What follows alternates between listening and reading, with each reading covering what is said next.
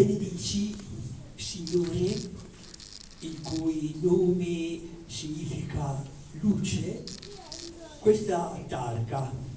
Benedici la persona a cui questa targa è intitolata, Tina Anselmi, e benedici la sala che avrà il titolo del suo stesso nome.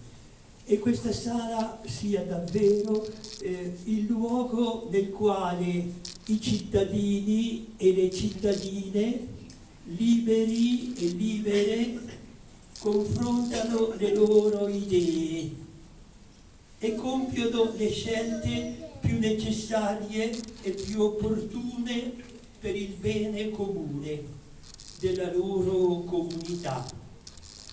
Fa che le parole che in questa sala saranno dette siano tutte veritiere, dette in modo sincero e rispettoso.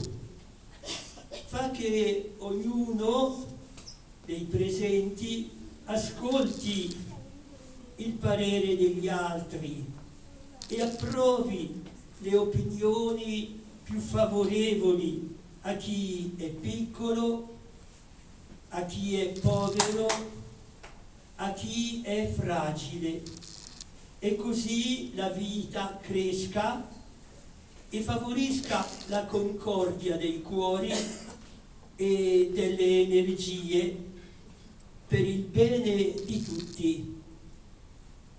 Signore Dio, questa acqua che è umile e chiara sia davvero il segno dell'umiltà e della chiarezza di tutte le persone che entreranno in questa sala per esprimere le loro opinioni, perché diventino scelte utili e preziose.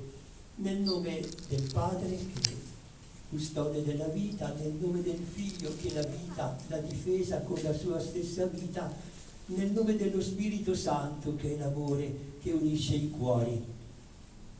Amen.